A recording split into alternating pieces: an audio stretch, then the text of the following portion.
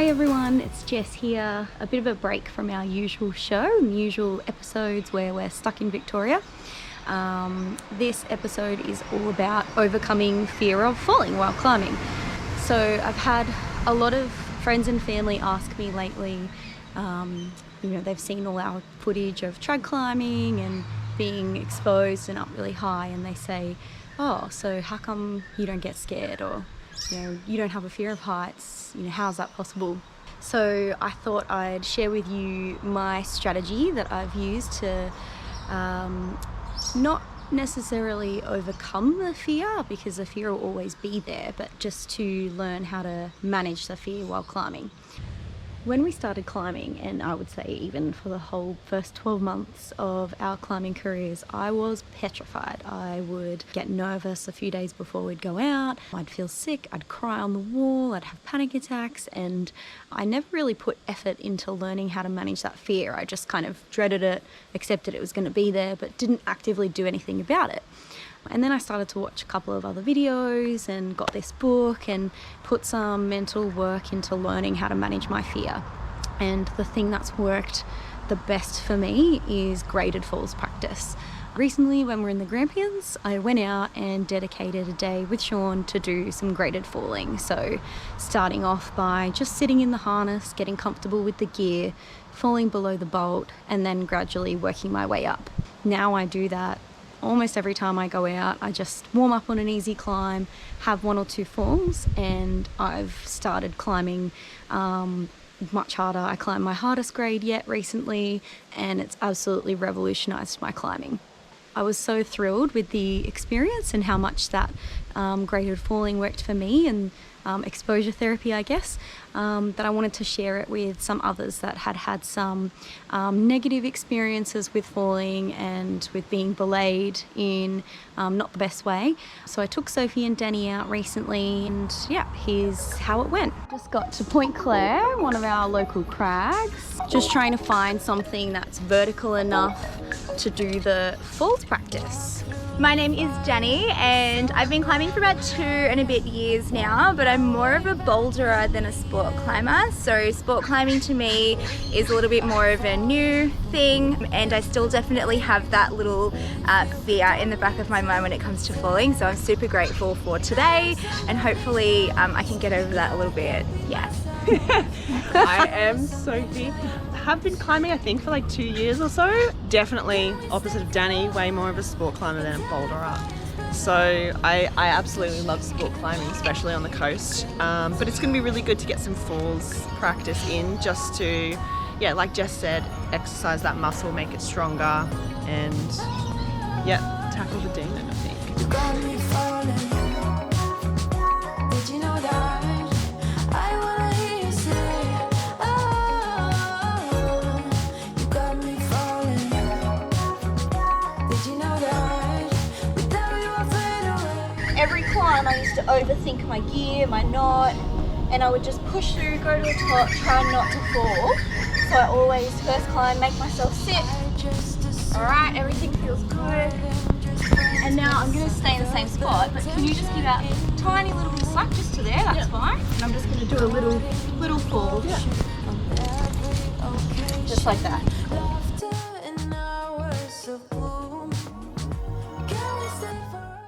Myth number 1. Experienced climbers don't get scared. So for this one, I'm just going to read you a quick quote by Robbie Phillips, who's a professional climber, coach and public speaker. The realm of fear is intertwined between mind and soul, science and art, calculation and passion. Fear is not a switch you can turn off, but it is something you can manage. This book is a fascinating insight into the minds of some of the world's greatest fear managers. I felt strangely comforted knowing that even the best of us get scared.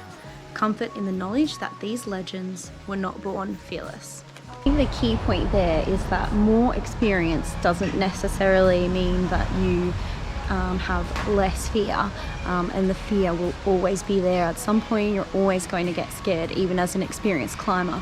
It's just that you get better at handling that fear, and you learn more techniques and more ways to overcome it in scary situations. Even Alex Honnold, who's probably one of the most famous climbers in the world right now for his free soloing, he says that managing fear is very much a learned trait and something that he's had to work out continually, and he definitely still gets scared. He's just much better at remaining calm in those objectively dangerous situations.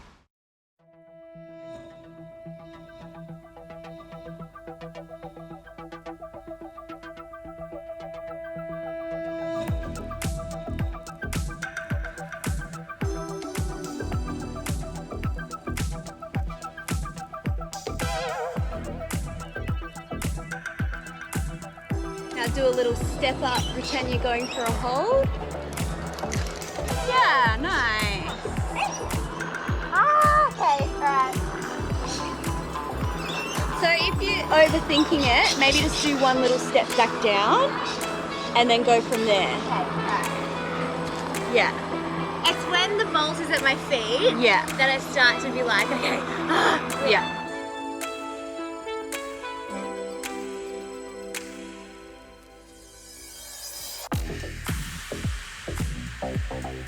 Awesome! That was actually not as bad as I thought. Yeah, that's what we want to hear. Danny Adventure Camp. Going up into the window.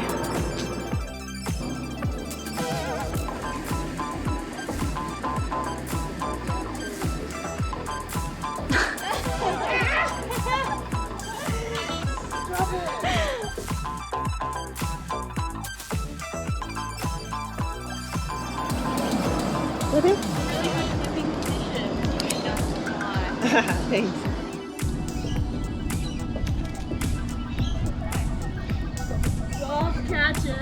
Hey! Alright, might just do one like at the bolt. Yeah. Oh no, I'm falling. Alright, just gonna go a bit above now. Yeah.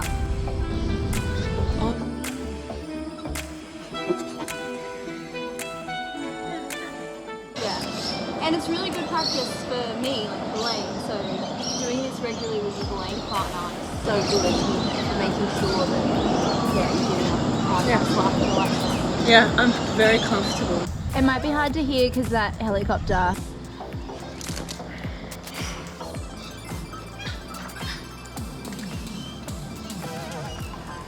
Sorry, I do need to get in there a Alright. bit.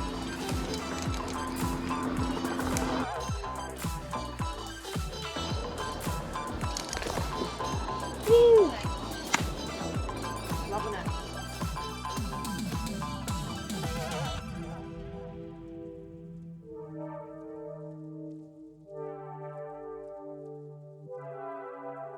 So 5 minutes ago, Danny just said she wasn't going to do this traverse and wasn't going to go past this point, and now look at her. She's going to finish the climb, leading. Nice, Danny. Nice, Danny. Beautiful, good feet. Nice. Yes, go. Yay! So good. So glad I made that actually. Look at you. She also had a bit of a thing with mantles as well, so it's really good that she kind of overcame that. Yeah. Don't want to do that, man. You know what you should do though, if you're happy to? I feel so cruel. So you know how you said that you don't like traversing falls? Yeah. Just do one tiny little step to the left and then fall, and from then. That? Yeah. Yeah. All right.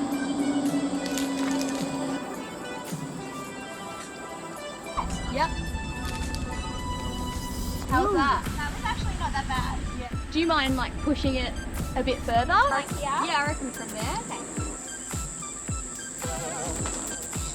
Good one, that was perfect, Dan. Thank you so much. No worries. Yay. Yeah. Oh my god. I'm so impressed. How do you feel? So much better. Yeah. Especially after I did that little traversey swing. Yeah. Myth number 2. If you're feeling panicked, just push through and keep climbing. While continuing climbing might be okay if you're a little bit scared, if your nervous system has gone into a total state of panic, you're petrified, clinging to the wall, you've gone into fight, flight or freeze mode, then you definitely need to do something to calm yourself down. Everyone will have a different strategy. That might be to just sit back in the harness, take a break, have a good look around, remind yourself that you're safe and get your activate your thinking brain again rather than your survival part of the brain. For me, that used to be coming back down off the climb, calming down and then reattempting when I'm out of that panic mode. So the reason that it's important not to force yourself to fall when you're in panic mode, or even to keep climbing because you're more likely to fall anyway because you're gripping so hard, is because the fear part of your brain, which is activated by your amygdala, is strongly connected to the memory part. When you're in that panic state, next time you go to climb, your brain is going to remember that experience and it's going to send off stronger alarm signals than the previous time.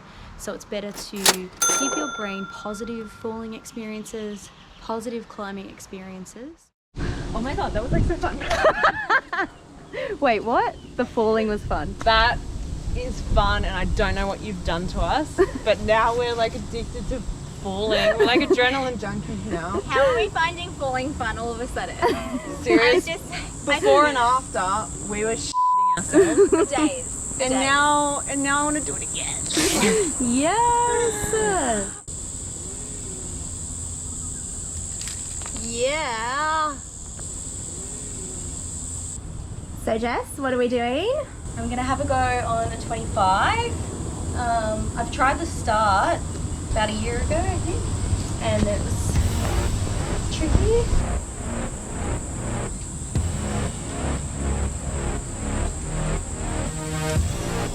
Yep, there it is.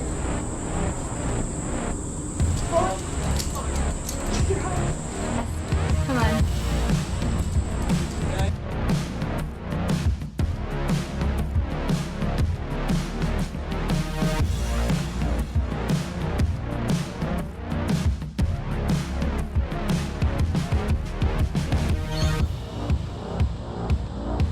Yeah, gotta slow that heart rate down. Yeah. Come on. Find it, find it, find it. Yay!